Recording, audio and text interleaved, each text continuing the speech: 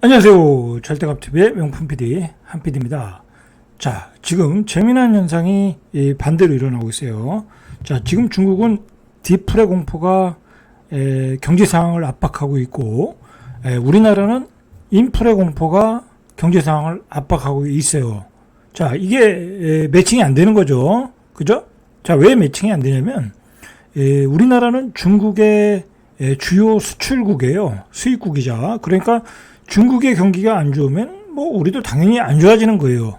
그런데 지금 정반대의 현상이 일어나고 있다. 자, 중국이 디플의 공포에 휩싸이고 지금 그게 곳곳에서 나타나고 있다는 거예요. 자, 보시죠. 디플레이션의 공포가 커지는 중국, 밥값이 500원짜리 식당이 등장했다는 거예요. 여러분, 제가 요즘에 최근에 아시는 분이 장사가 안 돼가지고 밥값을 내렸거든요. 요즘 최근에 밥값 많이 올렸잖아요. 근데 밥값을 내렸어요. 장사가 안 되니까 어쩔 수 없잖아요. 밥값이 비싸면 사람들이 안 오니까. 그리고 메뉴를 조금 슬림화했다고 할까? 그러니까 장사가 잘 되더라고요. 자, 그게 뭐예요? 경기가 안 좋으니까 사람들이 돈을 안 쓰더라.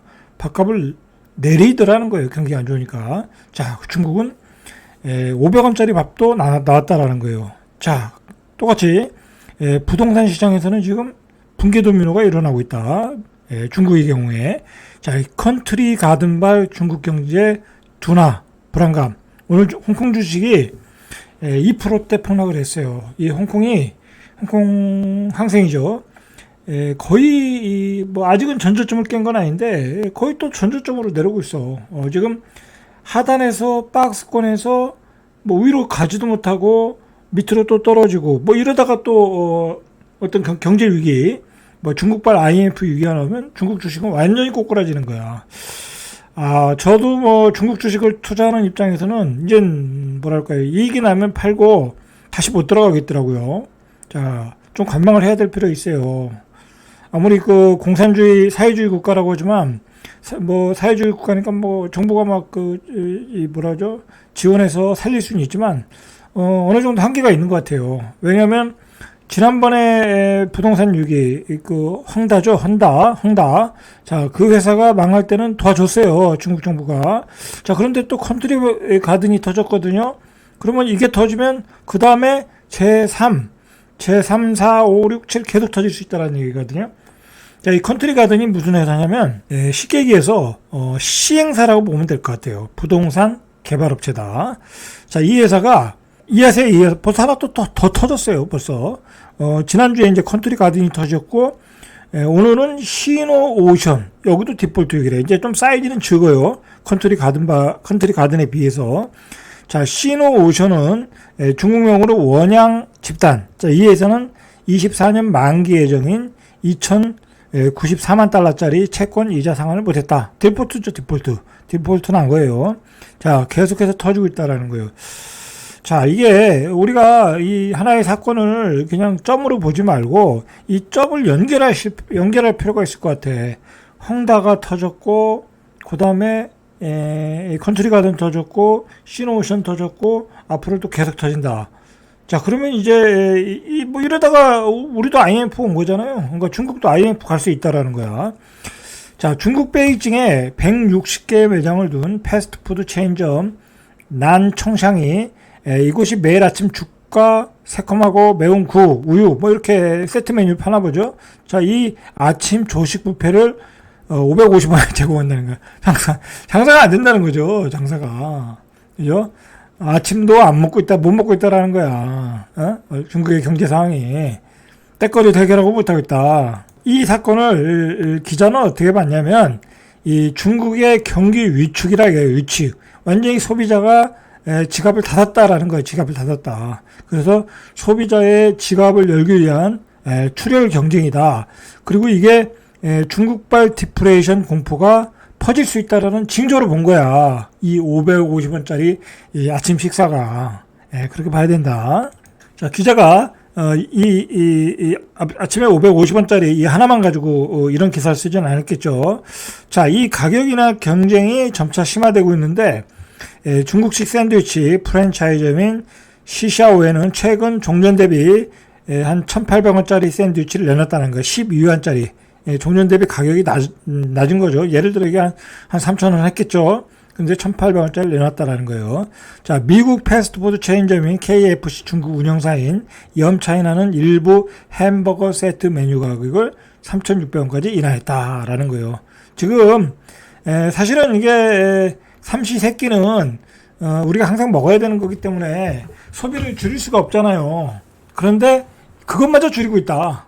중국의 경제가 심각하죠. 이거 중국의 경제가 지금 심각한 상황이에요. 자, 중국의 경제가 심각하면 우리 수출은 당연히 안 되는 거예요. 우리가 중국의 소비재를 얼마나 많이 팔아요. 그죠? 그 다음에 뭐 정유, 화학 뭐 많이 팔잖아요. 근데 중요한 거는 중국의 경제가 떼거리도 해결 못하고 있다라는 거예요. 당연히 이제 그게 경제 수치로 나타나겠죠. 자, 중국 소비 상향을 보여주는 6월 소비 판매가 전년 동기 대비 3.1%밖에 증가를 안 했다. 그죠? 이게 한 반토막 난 거예요. 왜냐면 이게 물가도 올라갔을 텐데, 이 전년 대비 소비 증가가 3.1%밖에 증가 안 했다라는 거잖아요. 자, 넉 달 만에 한 자릿수로 추락했다. 그러니까 10%가 넘었다라는 얘기야. 반에 반토막 났다라는 거야. 그래서 지난달 중국의 소비자 물가지수 CPI죠. 전년 동기 대비 0.3포인트 하락했다.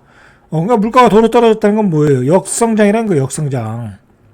자, 중국의 월간 CPI가 하락한 것은 2년 5개월 만이다. 코로나 이후에 처음이라는 거야. 부동산 시장 침체, 내수 위축, 뭐 수출은 당연히 안 될 거고, 지금 미국 중국 간의 패권 전쟁으로, 그러니까 중국이 지금 내수도 죽었고, 그리고 수출도 안 되고, 내순환, 쌍순환, 뭐 외순환, 뭐 쌍순환을 주장했는 그런 경제 정책을 폈는데 실패했다고 봐야 되겠죠. 미국의 패권 전쟁이 성공하고 있다라고 봐야죠. 자, 이런 상황에서 이 컨트리 가든의 디폴트 위기가 나온 거예요. 그죠? 자, 문제는 뭐냐면 중국의 경제의 한 3분의 1 어마어마하게 사이즈가 커요. 규모가 커요. 이 부동산 경기와 관련이 있거든요. 이 부동산 경기가 죽는다는 것은 중국의 경제가 뭐랄까요, 크게 흔들릴 수 있다라고 보시면 되는 거예요. 그런데 그 회사들이 지금 디폴트로 가고 있다. 뭐 객관적인 상황이잖아요. 그죠? 객관적인 상황이잖아. 이건 뭐 확대해서 얘기할 필요도 없어. 상식적으로. 중국의 경제에 뭐 4개의 기둥축 중에 하나가 무너지고 있다. 그럼 어떻게 되겠어? 디프레로 가고 부동산 폭락할 것이고 그게 한국 경제에 타격을 주겠죠? 그럼 한국의 부동산은 어떻게 되겠어요? 그죠? 우리도 디프레 들어가는 거지. 그죠? 그렇게 봐야지. 그게 상식적이지 않아요? 자, 이 컨트리 가든의 회사의 그 갚을 채권이 당장 갚지 못하고 있는 거는 많지는 않아요. 300억 정도밖에 안 되는데 이 회사의 총 부채, 그러니까 올해 뭐 미상한 채권 보유액이 한 13조 원이고 총 부채는 지난해 말 기준으로 256조야. 256조면 대한민국의 뭐 거의 뭐 1년 예산이 얼마인지 모르겠지만 한 우리나라의 그 예산에 버금갈 정도로 이렇게 큰 돈이라고 봐야 되겠죠. 자, 일단은 13조 원을 갚아야 되는데 쉽지 않을 거란 얘기예요. 자, 중국 국내 총 생산의 GDP의 25%를 부동산이 차지한다는 거. 그러니까 최소한 4개의 기둥 중에 하나인 거야. 자, 그래서 중국의 시스템적 위험이 일어나고 있다라는 거예요. 그리고 생각보다 훨씬 큰 위기가 올 수 있다라고 블록실버 최고 홍콩 사모펀드인 카이유안 캐피탈의 블록실버 최고 투자 책임자는 이야기하고 있어요.